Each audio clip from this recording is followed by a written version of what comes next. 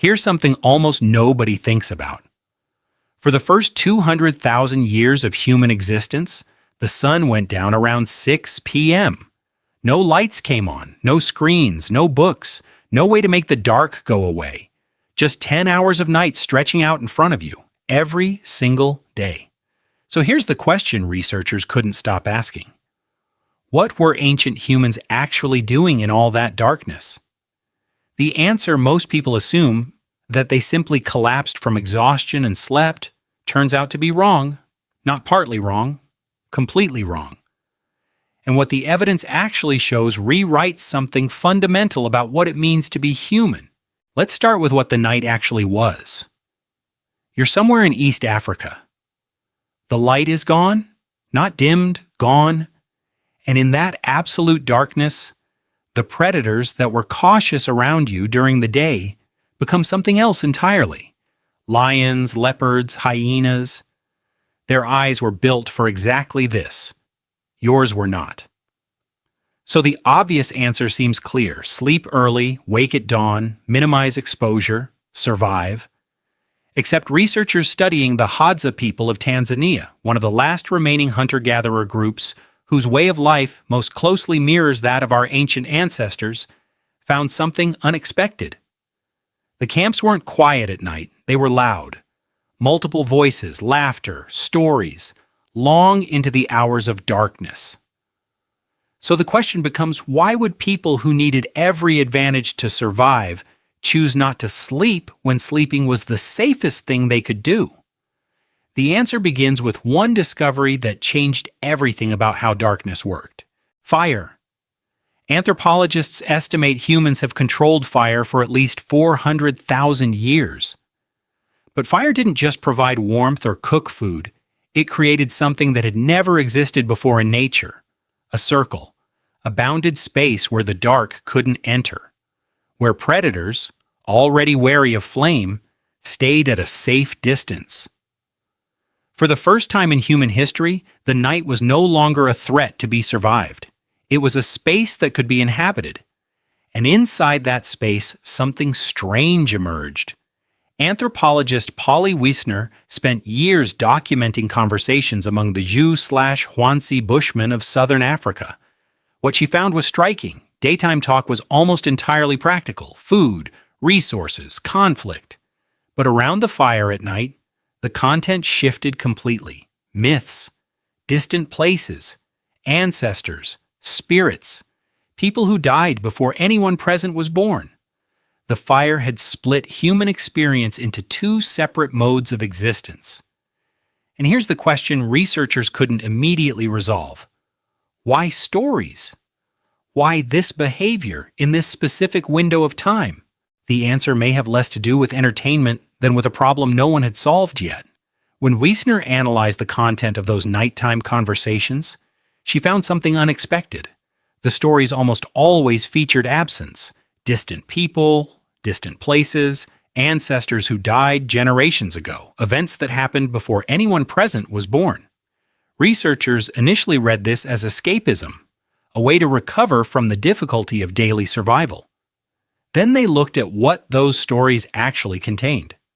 Flood patterns, migration routes of prey animals, which plants caused fever, which terrain became impassable in certain seasons, which neighboring groups had turned hostile and why.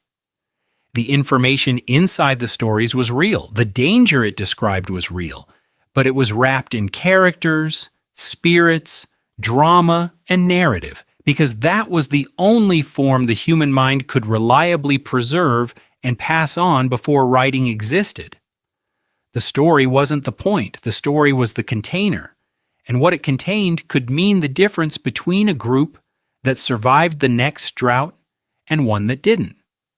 Anthropological research on oral traditions has found that encoded knowledge of this kind can remain accurate across extraordinary timescales. Some traditions appear to preserve precise descriptions of geographic features that were physically altered thousands of years before writing existed. The campfire wasn't primarily a social space. Evidence suggests it functioned as the only archive humanity had. Every night, the next generation received a transmission they didn't know was coming.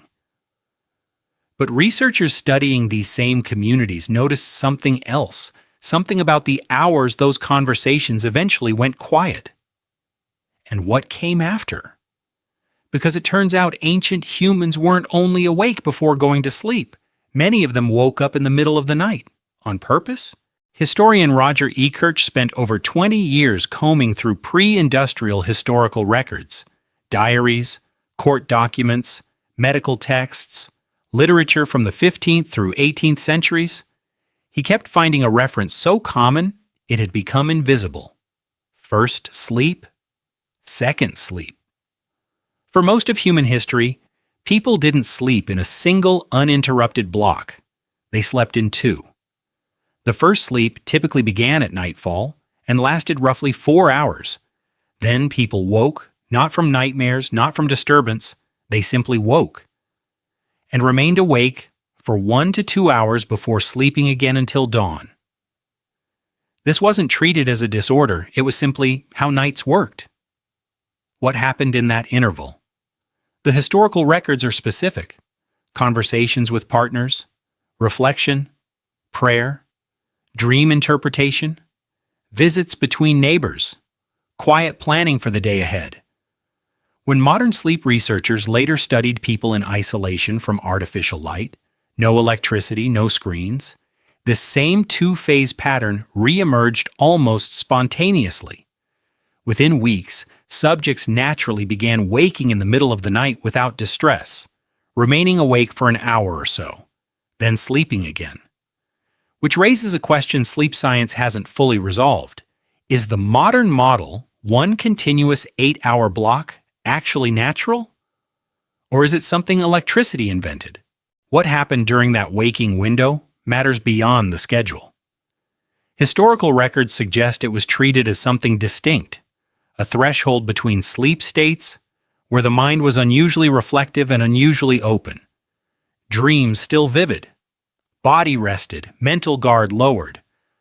And across centuries and cultures, the evidence indicates that this hidden window became a space for the interior life, quiet conversations that couldn't happen during the day, processing grief, resolving conflicts, private prayer, not the public kind, but the kind you have when no one is watching.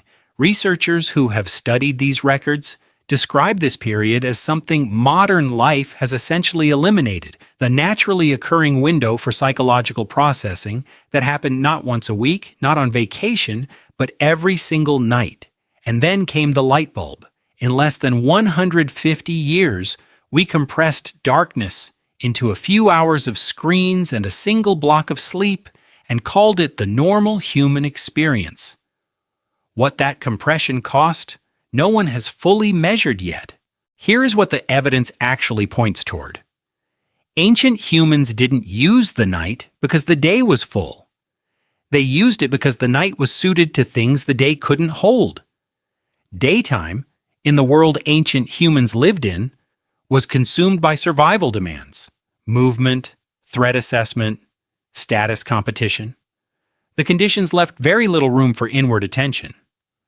Darkness changed the conditions completely. Status pressure softened around the fire. Urgency gave way to stillness.